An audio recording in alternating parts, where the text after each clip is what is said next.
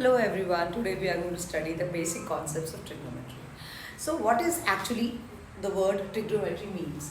Trigonometry means tri means triangle, gon means gradient or an angle and metry means measure. ठीक है, इसमें हम क्या पढ़ते हैं, ये एक मैथ्स की ब्रांच है, ठीक है, ट्रिग्नोमेट्री, जिसमें हम एक राइट एंगल ट्राइंगल में उसके साइड्स के बीच में और उसके एंगल्स के बीच में क्या रेशियो है वो पढ़ते हैं. सपोज हमने यहाँ लिया हुआ है ए बी सी, एक राइट एंगल ट्राइंगल, और अगर मुझे यहाँ पे एक एंगल मैंने थीटा मार्क कर रखा है, थीटा मार्क करूँ, और यहाँ पे एक एंगल मैं अल्फा मार्क कर देती हूँ, ठीक है. तो ये सिर्फ एंगल्स के नाम हैं. तो अब क्या है कि उन्होंने क्या किया कि साइड्स और इनके बीच में उन्होंने रेशियो बताया. उन्होंने बताया कि साइन क्या चीज है. Sine is a ratio of perpendicular upon sine theta. अगर हम लें तो साइन थीटा उन्होंने डिफाइन किया कि परपेंडिकुलर अपॉन हाइपोटेन्यूज का रेशियो है, ठीक है. कॉस थीटा को उन्होंने क्या डिफाइन किया, it is base upon hypotenuse का रेशियो, ठीक है. अब इसमें इंपॉर्टेंट क्या चीज है कि साइन थीटा और कॉस थीटा तो लिख दिया, लेकिन क्या है कि परपेंडिकुलर कौन बनेगा, दैट इज इंपॉर्टेंट. कि परपेंडिकुलर जो भी थीटा के ऑपोजिट होता है वो परपेंडिकुलर होता है, और जो बाकी साइड बच जाती है वो एडजेसेंट साइड कहलाती है, या हम उसको बेस कहते हैं. सो इट इज बेस और एडजेसेंट साइड, ठीक है.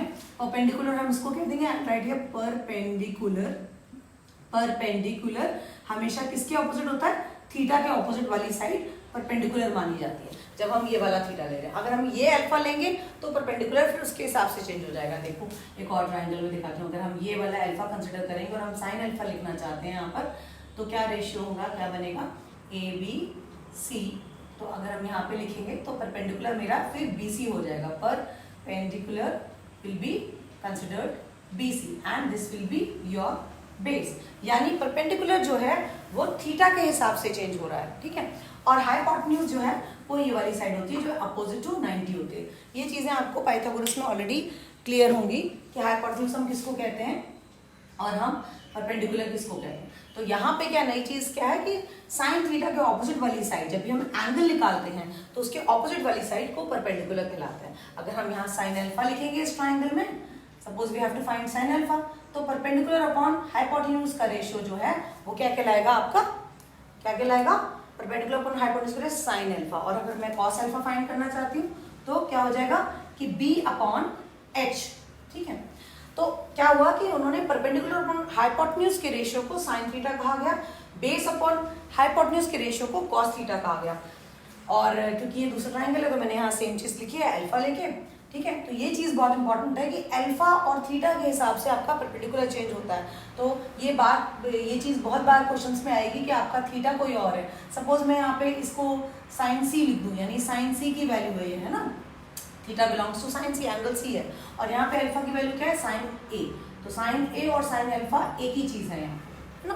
तो उसके हिसाब से हमारा ये चीज ध्यान रखने वाली है कि हमारा परपेंडिकुलर चेंज हो जाएगा. तो मेजर मिस्टेक यही होती है, ठीक है. अच्छा, उसके बाद तीसरा रेशियो, एक परपेंडिकुलर और हाइपोटेन्यूज में रेशियो आ गया, एक बेस और हाइपोटेन्यूज में रेशियो हो गया. अब क्या रेशियो बचा, अब रेशियो बचा परपेंडिकुलर और बेस में. तो अगर हम परपेंडिकुलर अपॉन बेस का रेशियो उन्होंने दिया, उसको हम कहते हैं टैन थीटा, टैन थीटा. अच्छा, इसका पूरा, इसको हम शॉर्ट फॉर्म में कहते हैं साइन, साइन, ठीक है, साइन ही कहते हैं. और इसको हम कहते हैं कोसाइन, इसको हम क्या बोलते हैं, कोसाइन. तो कोसाइन और कॉस एक ही बात है. टैन को हम टेंजेंट बोलते हैं, ठीक है. फिर ये हो गया. अच्छा, इसके बाद ये तीन रेशियोज हमारे लिए इंपॉर्टेंट है. अच्छा, अगर आप ध्यान दें तो साइन थीटा को मैं अगर कॉस थीटा से डिवाइड कर दूं तो मुझे क्या मिलेगा, टैन थीटा मिलेगा. कैसे, क्योंकि टैन थीटा मैंने परपेंडिकुलर अपॉन बेस का रेशियो को डिफाइन किया, ठीक है.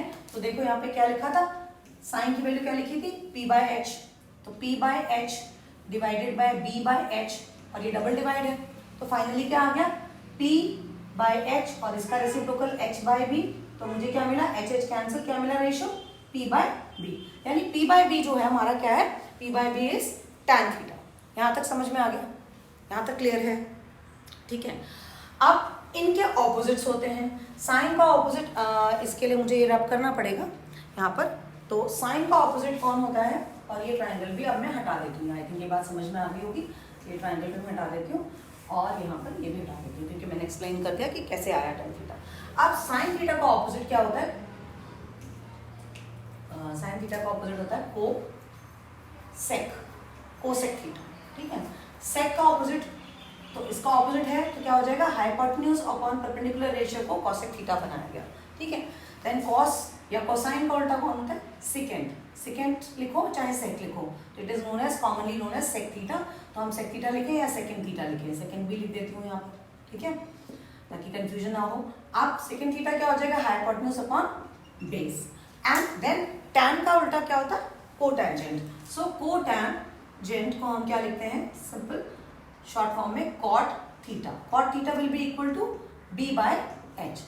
ये तो हो गए आपके ratios, trigonometric ratios. 6 trigonometric ratios हैं आपके, ठीक है, जिसमें हर साइड का सारी पॉसिबिलिटीज हमने पी बाय एच को हमने साइन थीटा कह दिया, बी बाय एच को हमने कॉस थीटा कह दिया, पी बाय बी को हमने टैन थीटा कह दिया। सबसे इंपॉर्टेंट आपको दो ये याद रखने हैं कि ये P by H, B by H and P by B, ठीक है। तो इसको याद करने के लिए इस चीज को कि साइन जो है वो पी बाय एच होता है और कॉस जो है वो बी बाय एच होता है और टैन जो है पी बाय बी होता है, इसके लिए एक सिंपल फॉर्मूला टाइप का उन्होंने बनाया है इस तरह का। ये कुछ बनाया हुआ है कि पंडित बद्री प्रसाद हर हर बोले सोना चांदी तोले। जनरली आप इस तरह की चीज़ों से याद करते हो तो आपको जल्दी याद हो जाता है। तो इसमें क्या है कि आप अगर आप देखोगे पी, पंडित का P N H, Badri B N H and P N B इसका इनिशियल्स। तो एस मतलब पी और एच जो है वो साइन का रेशियो है, बी और एच जो है वो कॉस का रेशियो है और पी और बी जो है वो टैन का रेशियो है। तो ये एक याद करने की एक टेक्निक है। अगर आप याद करना चाहें इस तरह से तो आप याद कर सकते हैं, अदरवाइज ऐसे भी ठीक है।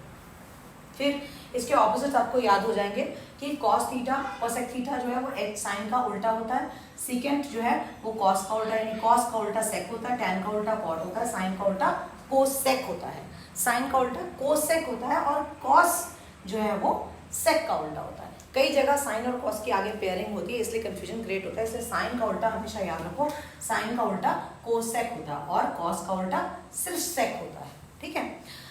तो ये तो एक इसका ट्रिग्नोमेट्रिक रेशियोज के बारे में इंफॉर्मेशन थी। अब हम इसमें आइडेंटिटीज जोड़ते हैं, तो आप तब तक इसको वीडियो को पॉज कर लीजिए और नोट करना चाहें नोट कर लीजिए।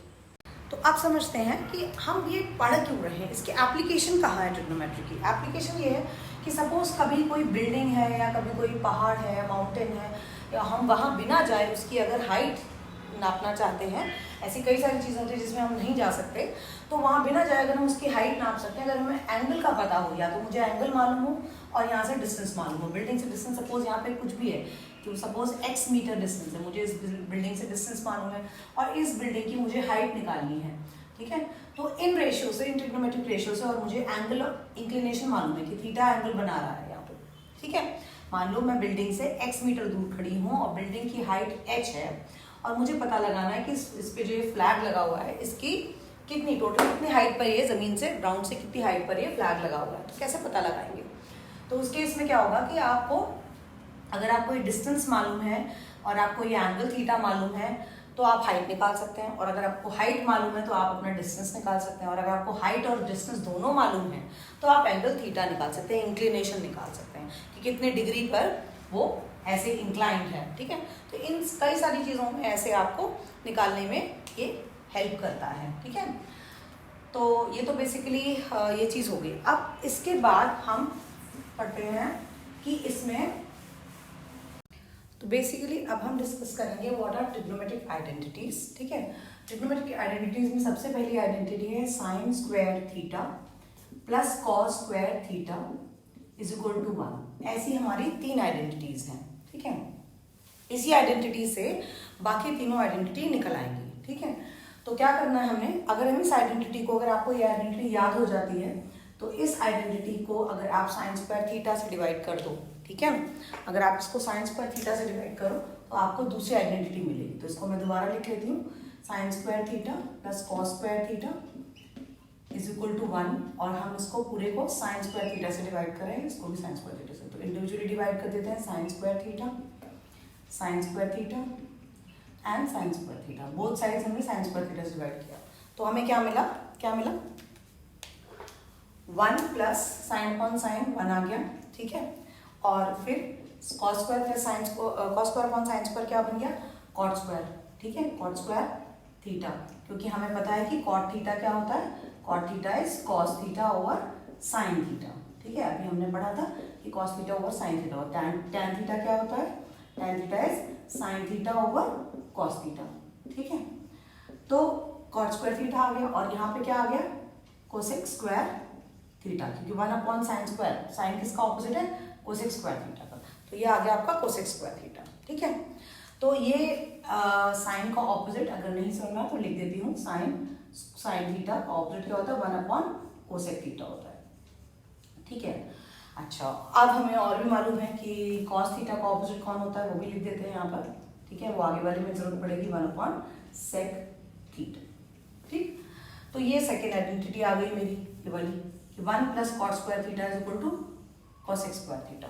ठीक, अब थर्ड आइडेंटिटी के लिए क्या करेंगे, इसी आइडेंटिटी में फिर से बेसिक ए वाली लेंगे, और इसमें हम क्या करेंगे, इसको कॉस स्क्वायर और कॉस स्क्वायर से डिवाइड कर देंगे। ठीक है, तो सारे टर्म्स को कॉस स्क्वायर से डिवाइड फिर से लिख लेते हैं, sine square theta plus cos square theta is equal to 1 को डिवाइड किया कॉस स्क्वायर थीटा से, कॉस स्क्वायर थीटा से इधर भी, और यहाँ पे भी कॉस स्क्वायर थीटा से, क्या मिला, साइन अपॉन कॉस, यहाँ पे क्या लिखा है मैंने, टैन, तो क्या मिलेगा हमें, टैन स्क्वायर थीटा प्लस 1 और 1 अपॉन कॉसेक, यानी कॉस का उल्टा है sec, so 1 upon cosec, cos square theta is sec square theta. ये हमारी थर्ड आइडेंटिटी हो गई।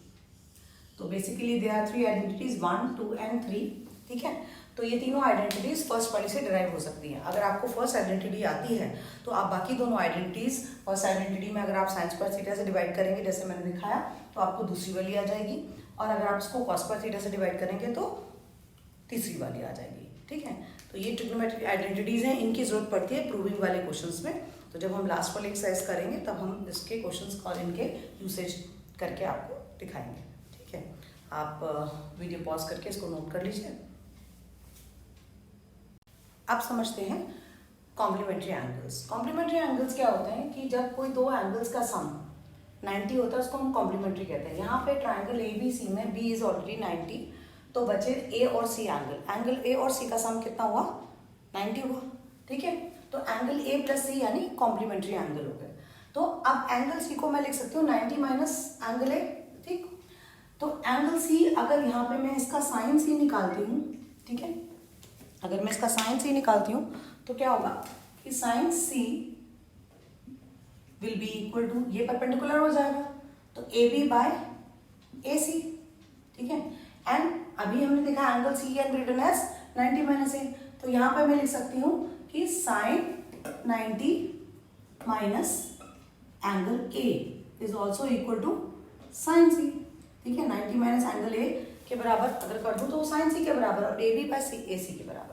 अच्छा, फिर यहाँ पे कॉस सी की वैल्यू देखें तो कॉस सी जो है, सॉरी कॉस ए की वैल्यू देखें फिर, तो कॉस ए की वैल्यू क्या होगी, ये परपेंडिकुलर हो जाएगा कॉस ए के लिए। जब हम कॉस ए देखेंगे तो परपेंडिकुलर एंगल ये है, तो परपेंडिकुलर ये होगा, और बेस कौन हो जाएगा, ए बी, और ये हाइपोटेन्यूज, तो इसके लिए क्या होगा कि बेस अपॉन हाइपोटेन्यूज होता है। तो बेस का बेस क्या है, अगर मैं ये देखूंगी ध्यान से समझ कि अगर हम एंगल ए निकालेंगे तो जब हम ए ट्रीट करते हैं तो बी परपेंडिकुलर ये हो जाता है, ठीक है, और बेस हमारा ये हो जाता है। तो यहाँ पे ये परपेंडिकुलर है तो मैं यहाँ पे बेस का फॉर्मूला लिखता है, तो base upon hypotenuse, A B by A C हो गया। ठीक, ए बी बाय ए सी हो गया। कॉस ए और साइन सी बराबर हो रहे हैं, ठीक है, यानी साइन 90 माइनस ए, यानी मैं क्या लिख सकती हूँ कि sine 90 minus A angle A is equal to cos A हो रहा है। तो यहां से कॉम्प्लीमेंट्री एंगल्स बने। ठीक है, तो इस तरह से बाकी सारे भी ट्रिग्नोमेट्रिक रेशियोज वो भी निकाले जा सकते हैं, तो मैं उनके सीधे सीधे फॉर्मूले लिख देती हूँ, लेकिन बाकी सारे आप ऐसे ही सेम तरह से डिराइव कर सकते हैं।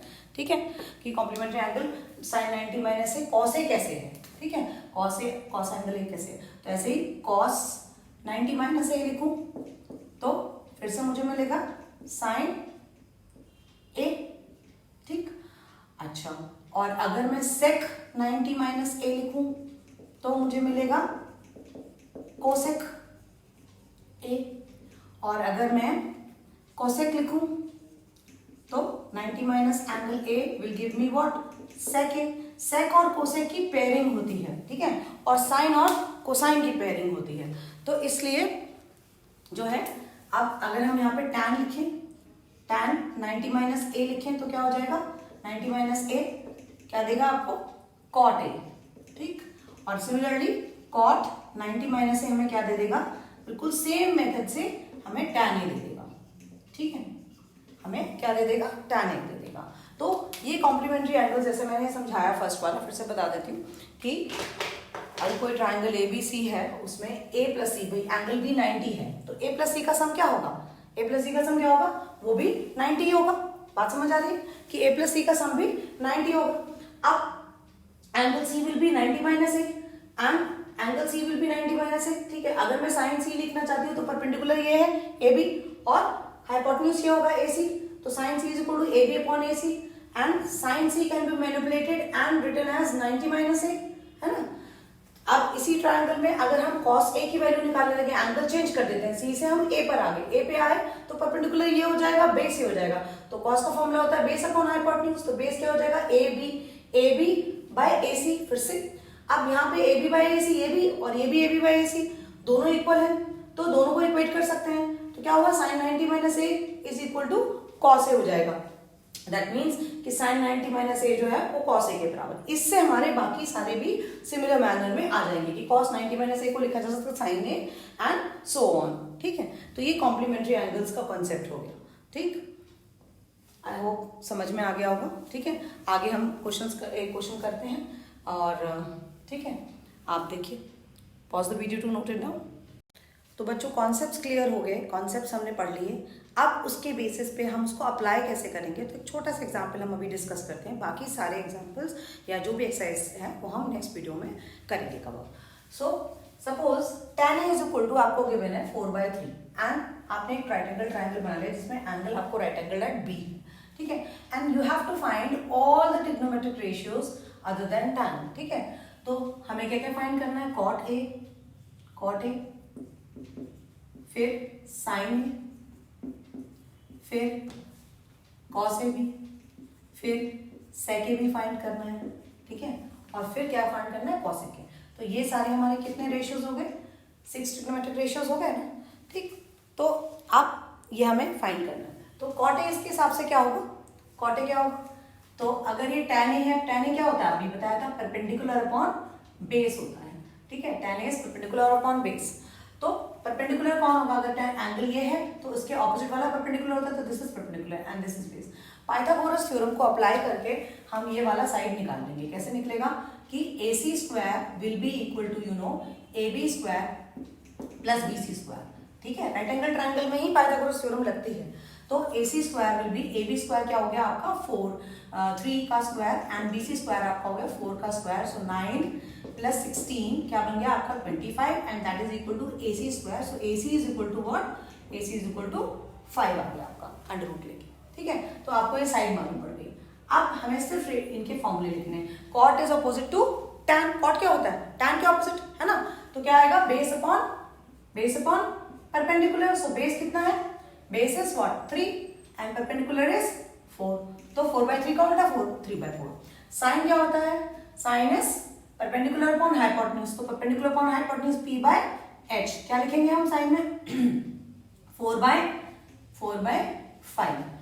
कॉस ए क्या लिखेंगे, कॉस ए में क्या हो जाएगा 3/5, क्यों, क्योंकि it is base upon hypotenuse. Cosec क्या होता है, कॉस का उल्टा होता है, तो क्या हो जाएगा हाइपोटेन्यूज बाय बेस हो जाएगा। हाइपोटेन्यूज कितना है 5 एंड 3, और कोसेक किसका उल्टा है, साइन का उल्टा है, ठीक है। तो ये क्या बन जाएगा, हाइपोटेन्यूज बाय परपेंडिकुलर, सो 5/4। तो ये और ये आपस में ऑपोजिट्स हैं और ये आपस में ऑपोजिट्स हैं, और tan और cot ऑपोजिट्स हैं, ठीक है। पेयरिंग साइन और cos की ज्यादा होती है, ठीक है, और ऑपोजिट्स आपको पता है साइन और कोसेक। शुरू में यहाँ पे कंफ्यूजन क्रिएट होता है कि साइन का ऑपोजिट कोसेक है, और हम आइडेंटिटी जो लिखते हैं वो जो लिखी है sine square plus cos square equal to 1, वो हमने उसमें लिखी है साइन और कॉस में। तो कंफ्यूजन कई बार क्रिएट होता है, तो होना नहीं चाहिए। साइन का उल्टा कोसेक है, तो ध्यान रखना है इस चीज का, और sine square plus cos square is equal to 1 होता है, ना कि sine square plus cosec square, ठीक है। Sine square plus cos square में आइडेंटिटी होता है, ऐसे sine 90 minus theta is equal to cos 90 minus theta, ठीक है। तो पेयरिंग उसके साथ होती है और ऑपोजिट्स ये हैं, ठीक। तो यहां तक तो समझ में आ गया कि सारे ट्रिग्नोमेट्रिक रेशियोज हम कैसे निकाल सकते हैं। अब इसी में एंगल बी चूज करना होता, अगर एंगल बी नहीं सॉरी एंगल सी चूज करना होता, तो एंगल सी के लिए परपेंडिकुलर कौन चेंज हो रहा था। अगर मैं यहाँ पे साइन बी लिखना चाहती हूँ, मान लो इसी क्वेश्चन में मैं पूछती हूँ साइन बी क्या है, साइन सी क्या है। साइन सी इज परपेंडिकुलर कौन हो जाएगा, परपेंडिकुलर अपॉन हाइपोटेन्यूज। इसके लिए परपेंडिकुलर कौन हो जाएगा 3, तो हम यहाँ लिखेंगे 3 एंड हाइपोटेन्यूज तो 5 ही रहेगा। अगर इसी में मुझे cos c लिखना हो तो क्या लिखूंगी मैं, तो cos c विल बी 4, है ना, 4/5, क्योंकि वो होता है बेस अपॉन हाइपोटेन्यूज। तो साइन एंगल के हिसाब से हमारा परपेंडिकुलर चेंज हो जाएगा, ठीक है। जो चीज इनिशियली मैंने स्टार्टिंग ऑफ द वीडियो में बताई थी, तो यहाँ पे भी वो चीज देख लो साथ में, ठीक। तो आज के लिए इतना ही, फिर आगे क्वेश्चंस करेंगे हम नेक्स्ट वीडियो में। तो उसके लिए आप हमारा नेक्स्ट वीडियो देखिए एंड अगर अच्छा लगे तो like and subscribe and share also. Thank you.